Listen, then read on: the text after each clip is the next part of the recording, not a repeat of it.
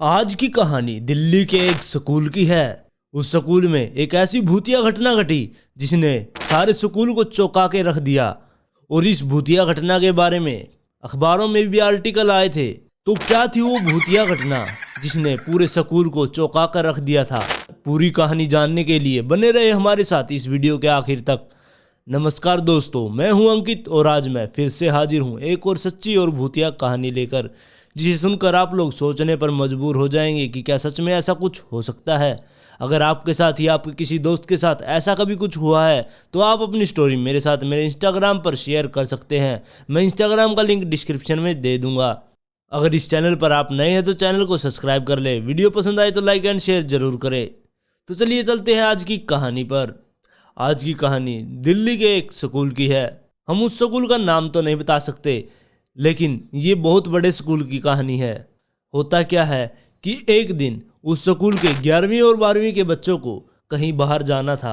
इस ट्रिप में कम से कम 250 बच्चों को जाना था और उनकी बस रात को 11 बजे स्कूल से बाहर निकलनी थी। उस स्कूल के सभी बच्चे बास्केटबॉल के एक ग्राउंड में बैठे थे, क्योंकि थोड़ी देर बाद उन्हें वहां से जाना था। और दूसरी साइड ड्राइवर अपनी बसों का तेल पानी चेक कर रहे थे। इन बच्चों को कहीं बाहर स्पोर्ट्स के लिए जाना था। इनको वहां पर 11 दिन के लिए रुकना था। लेकिन आप सुनकर हैरान हो जाएंगे कि उस दिन 7 बस तैयार तो हुई, लेकिन एक भी बस स्कूल से बाहर नहीं निकली। तो होता क्या है, जिस बास्केटबॉल के ग्राउंड में वो सभी बच्चे बैठे थे, वहां पर सारे बच्चे स्पोर्ट्स के थे। उनमें से कोई बच्चा बास्केटबॉल चैंपियन था, तो कोई रनर चैंपियन, तो कोई कबड्डी चैंपियन, तो कोई कुश्ती चैंपियन, कोई जेवलिन थ्रो चैंपियन। तो हर एक चैंपियन इन बच्चों के ग्रुप में था। और साथ में ही अगर किसी बच्चे को खेलते हुए कोई चोट वगैरह लग जाए, उसके लिए भी इनके पास एक्स्ट्रा बच्चे थे। तो ऐसे करके ये 250 बच्चे थे। और उस दिन ये बास्केटबॉल के उस ग्राउंड में बैठे थे। तो एक बच्चा देखता है कि वहां पर रखी एक बॉल अपने आप हिलकर साइड में हो गई। उसने मस्ती करने की सोची। वो अपने एक दोस्त को बुलाकर लाता है और उसे कहता है कि मैं तुझे जादू दिखाऊं क्या? वो कहता है कि हाँ दिखाओ। तब वो उस बास्केटबॉल को वहां ग्राउंड के बीच में रख के उसको उसकी तरफ देखने के लिए कहता है। वो थोड़ी देर बाद वो बॉल अपने आप मूव हो जाती है। वो देखकर वो हैरान हो जाता है कि ये जादू तूने कैसे किया। फिर उसका दोस्त और बच्चों को भी अपने पास बुलाता है कि ये जादू कर रहा है। फिर वो ऐसा ही दोबारा से करता है। सब लोग दोबारा से चौंक जाते हैं कि ये इसने कैसे किया। ये सब ये बच्चे कर रहे थे। तब इनका हल्ला सुनकर उनके स्पोर्ट्स के टीचर वहां पर आ गए और उनको देखकर पूछने लगे कि तुम लोग यहाँ क्या कर रहे हो। तब सबने बताया कि ये बच्चा यहाँ पर जादू दिखा रहा है। तब सर ने पूछा कि क्या जादू है? तो उस बच्चे ने बताया कि मैं इस बॉल को यहाँ से मूव कर दूंगा। तो उसने वो बॉल वहां पर रखकर सर को भी मूव करने के लिए दिखाई, लेकिन वो बॉल वहां से हिली भी नहीं। फिर कुछ ऐसा हुआ जिससे सभी चौंक गए, क्योंकि उस बॉल के पास में ही एक क्रिकेट किट रखी थी। आपको तो पता ही है क्रिकेट किट कितनी भारी होती है। वो क्रिकेट किट अपनी जगह से सरक गई। ये नज़ारा देखकर सब चौंक गए थे। सर ने उससे पूछा कि ये तूने कैसे किया है?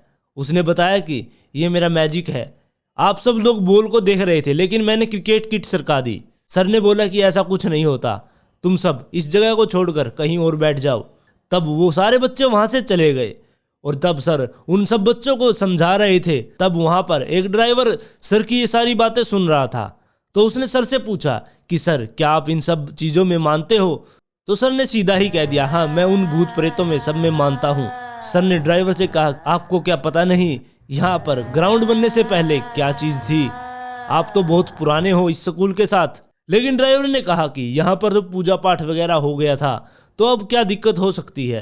तो सर ने कहा कि आपको क्या सच में पता है जो यहाँ पर पंडित आए थे उन्होंने सही ही पूजा की, या फिर कोई ऐसी चीज जो पीछे रह गई जिससे ये सब हो रहा है? और सर ने ड्राइवर से कहा कि ये भूत प्रेत की बात बच्चों के सामने नहीं आनी चाहिए, लेकिन जो यहाँ पर पुराने हैं, मतलब कि स्टाफ और जो ड्राइवर वगैरह यहाँ पर पुराने हैं, वो लोग तो इस चीज़ को रिलेट करेंगे कि ये घटना उसकी वजह से हुई है, लेकिन बच्चों के सामने ये चीज़ें नहीं आनी चाहिए।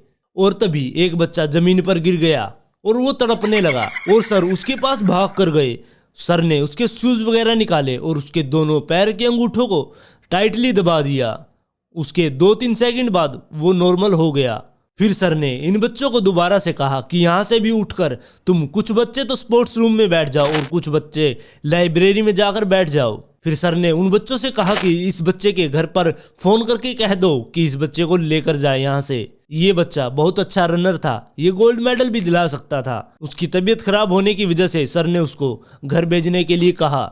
इसके बाद 3 बच्चे और जमीन पर गिरकर ऐसे ही हिलने लगे। फिर सर ने उनके साथ भी ऐसा ही किया, उनके दोनों अंगूठों को टाइटली दबा दिया और आप मानोगे नहीं, ऐसे करके 88 बच्चों के साथ ऐसा हुआ और नीचे गिरकर हिलने लगे। तो ये क्या चीज थी जो एकदम से 88 बच्चों के साथ ये सब हो गया। ऐसा माना जाता है कि अंगूठा या चोटी से पकड़ने से हमारे जो भगवान है उसकी शक्ति उस तीसरी शक्ति पर भारी पड़ जाती है और हम ठीक हो जाते हैं। मतलब कि ये एकदम से उतारा हो जाता है, ऐसा कुछ सीन है। और अब लगभग 100 बच्चे जाने की स्थिति में नहीं थे। यह सभी बच्चे जिस जगह पर बैठे थे उससे थोड़ी दूर इन सभी बच्चों को एक काला साया बैठा दिखाई देता है, जिससे ये सभी बच्चे बहुत ज्यादा डर जाते हैं। फिर उनके सर ने आके उनसे पूछा कि तुम्हें क्या हुआ, तुम डर क्यों रहे हो।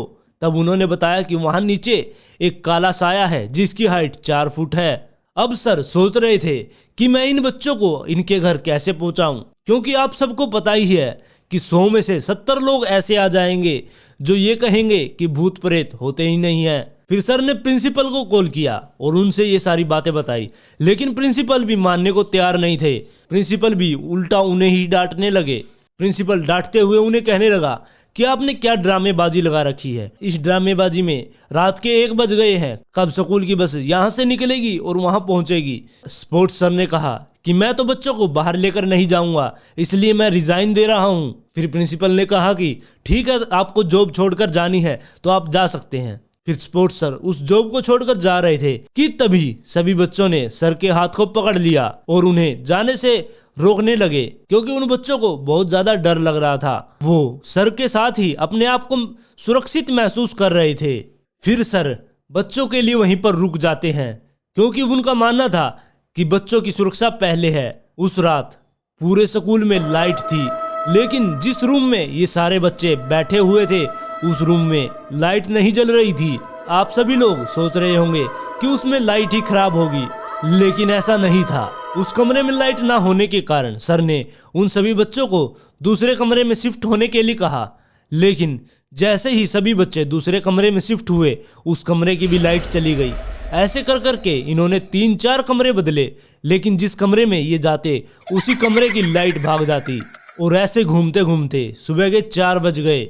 एक भी बस स्कूल से बाहर नहीं निकली। और इन सब के बीच में एक बच्चे ने सर को बताया कि सर, जब हम कई बार अपनी क्लास को बंक करके एक जगह पर बैठते हैं, वहां पर बने एक कमरे से हमें कुछ अजीबोगरीब आवाजें आती हैं, मतलब कि जैसे धम धम ऐसी कुछ आवाजें आती है। लेकिन सर ने कहा कि वो कमरा काफी टाइम से बंद है, वहां पर ऐसा कुछ नहीं हो सकता। लेकिन वो बच्चा अपनी जिद पर था कि उसने वहां पर बहुत बार कुछ ना कुछ सुना है। फिर सर सभी के साथ जाकर उस कमरे को चेक करते हैं। आप मानोगे नहीं कि उस कमरे को खोलते ही उस कमरे के पीछे की दीवार को किसी ने तोड़ रखा था। मतलब कि स्कूल की पीछे की दीवार टूटी हुई थी, उसके अंदर इतना बड़ा छेद था और उस कमरे में चारों तरफ इतने सारे टोने टोटके किए हुए थे। यह देखते ही सर एकदम से दरवाजा वापस से बंद कर देते हैं। तब सर ने उनमें से किसी को कहा कि प्रिंसिपल रूम में एक हनुमान जी की मूर्ति है, उस मूर्ति को लेकर यहाँ पर आओ और इस रूम में रख देंगे। लगता है इस कमरे से कोई चीज है जो बाहर आ गई है। और कहते हैं कि मुझे पता नहीं कि इन चीजों को कैसे रोकते हैं, लेकिन कहते हैं कि हनुमान जी मदद करते हैं, इसलिए वो मूर्ति यहाँ पर लाकर रख दो। वो मूर्ति भी पंचमुखी हनुमान जी की थी। उसके बाद वो मूर्ति वहां पर रख दी गई और इस मूर्ति को वहां पर रखते ही वहां पर एक चिल्लाने की इतनी जोर से आवाज आई, जो कि कॉरिडोर से होते हुए इस कमरे तक गई।